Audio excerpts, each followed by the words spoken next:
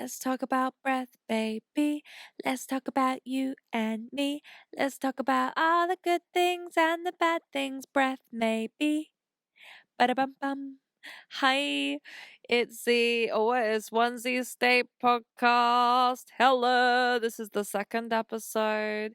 I'm coming to you from underneath my duvet cover again with a dragon for a pillow and in darkness, which is actually quite reassuring. I feel like I'm in the womb again.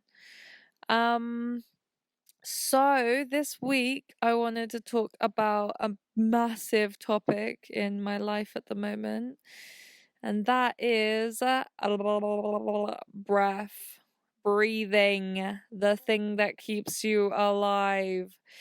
Yeah, that thing. You know what? Like, the more I become conscious of my breath, the more I realize how dysfunctional it is. Breath is really it's something, that's so important and we do it all the time, but like when do we actually really give it space and time just for itself and notice it and just notice it and find ways of being able to shift out of patterns that might not help us in situations. So the more that I've focused on my singing or like trying to be more expressive in my voice, then I've also kind of similarly noticed that my throat is tense and I have a lot of tension around that.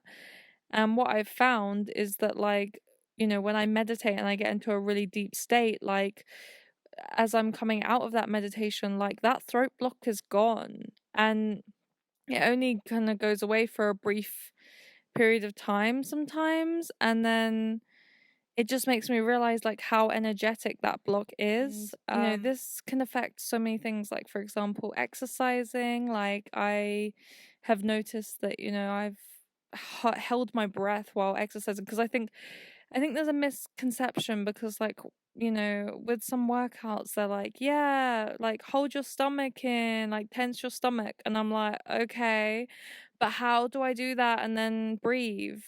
And I think I've also thought that my stomach was kind of like the lower part, and I didn't really think about how the stomach is actually quite a lot to do with the upper part of, kind of just where the ribs end. I mean, I'm by no means know much about like the scientifics about this. I only know from my personal journey and research and learning from other people. But yeah, I just found it interesting. So apparently tensing your stomach is more kind of like pulling your ribs in, and then you should still be able to breathe naturally, which I'm learning. And now here is a short story that I wrote in the morning the other day that is called The Panda, the Plum, and the Waves. I hope you enjoy, and I hope you have a beautiful, soulful Sunday. All the love, and I'll see you next week. I sit high in a monkey tree, waiting for Panda to come rescue me. My thoughts are by and large as I perch with no desire to move. I reach for a ripe plum, beckoning my hand. The tree shakes a little as I pluck the divinely gifted fruit. The other monkeys make eye contact with me and giggle in their mouths. They know my weight is meaningless, but they can't see my fire, my burning desire and belief in my panda to come free me and rescue me. Looking out onto the sea, I can recognize great beams of light trickling onto the crystal waves. Take me, my soul cries. Take me to the sea's edge so I may swim with the sea life. I acknowledge my yearning for the water to cleanse my dense body and edge towards the waves. On my mind reminds me. Almost forgot about that plum, dear friend. Ah, yes, indeed. My mind once again shows me clearly how distracted I can be. The panda, the plum, the waves, all things to grab my attention, all things to chase or wait over. I'm not sure what creates this pull inside of me. I know that it can't always be trusted. I can't always be trusted. And yet, if I stop and listen, a path can sometimes reveal itself. I close my eyes. The plum, firm and plump, lays gently in my lap now. I imagine the seed inside the plum vibrating.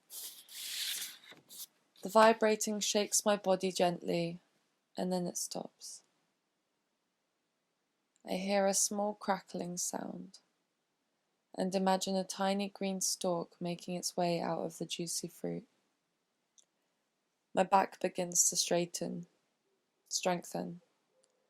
My eyes lose their tension, and the stalk begins to grow. Leaves climb up as the movement gets steadier, and my spine moves with it. We are dual. Two forms moving as one. When the stalk reaches my head, my eyes begin to open. I observe the newly developed plant in awe. How wonderful creation may flourish while I gently rest, I thought. This is not what I've been taught. A bud bursts from the leaves and towards my face. It unravels what seems like an ongoing gift of leafy goodness.